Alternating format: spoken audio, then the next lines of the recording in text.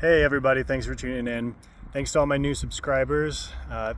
Hope you're checking out the channel and enjoying the videos.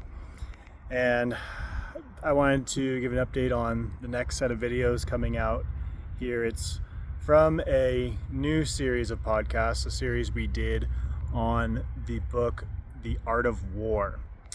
And The Art of War is an ancient Chinese book, and it is essentially the beginning of their military philosophy corpus.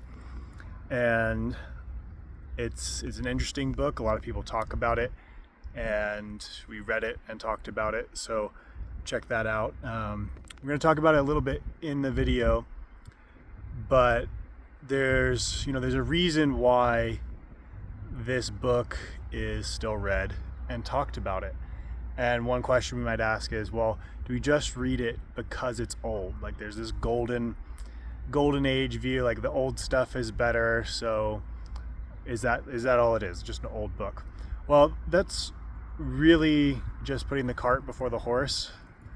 We don't just read things because they're old, because if we tried that, we would run into a bunch of old stuff that it's not worth reading. So it really has to be some significant reason driving this text longevity throughout the millennia. So there's significant reason why this book is still around and still read and still talked about, and I hope that's what you'll see in the videos as we go through them. So stay tuned for those, check them out, and make sure to interact on there. Let us know what you're thinking and what you'd like to hear more about. I wanted to talk about a similar realization I had many years ago. It's actually one of my earlier spiritual experiences. I wouldn't have known that it was I wouldn't have qualified it as a spiritual experience at the time. It just was sort of an odd moment. That's why I would have thought of it then, or as a significant thought. But now looking back, I can see it really was a spiritual experience. And this happened to me early in college. I was walking to or from class, I don't remember, and I was in one of the oldest buildings in our school. And I was probably coming from like an ancient philosophy class or something. I had history, I had ancient on my mind. And the phrase came to mind, the halls of the ancients. And I immediately had the thought, well, someday these will be the halls of the ancients, as in the hall that I was walking in would be, down the line, would be called the halls of the ancients.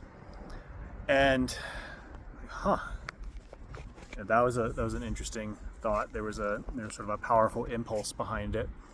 And what it really did was, like, okay, well, why? Same thing. Why would we have the phrase "the halls of the ancients"? Why would it be talking about a particular hall? There are plenty of halls that have existed in history, but we don't refer to them all as the halls of the ancients. So, why? What would it mean to be saying the halls of the ancients? Well, it means something significant happened there. Something lasting blossomed and has been remembered and kept about. And so it's not just this golden thing of like, oh, it's old, therefore it's the halls of the ancients. It's got that golden glow because it's remembered, and it's remembered because something significant happened there. And what this realization did was, it was like the first step in moving towards the idea of infinite meaning and infinite significance. It's not all the way there, but it was like opening the door to the idea of omnipresent potential significance, which isn't the same as omnipresent infinite significance, but it's one step there. It's the idea that any moment could become one of those very important, long-lasting things. And so there's always the cusp of meaning and the call to interaction and significance and potential significance. So it was like the edge of that. The promise was just right there, right around the corner, but not, all the way there. So that's how it looks to me over time. But at the time I was just kind of like, oh, Halls of the Ancients, interesting. And this could be that. Okay, well, what does that mean? Well, that means that you never know what's going to happen, and you sort of want to give your best. You want to engage in faith and good hope that something like that might happen. Now, there's issues with the view of my meaning comes from the fact that something in the future remembers me, or the effects in the future are then significant. They're not significant now, but then they're significant later somehow.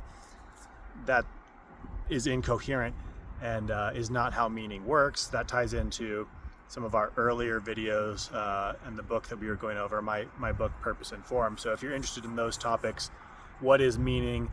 What would infinite meaning be? And why would we believe in infinite meaning? Like, that sounds crazy. That means you should check out the earlier videos, the earlier clips that we did, and maybe check out my book, Purpose and Form. But thanks for tuning in. Thanks for listening.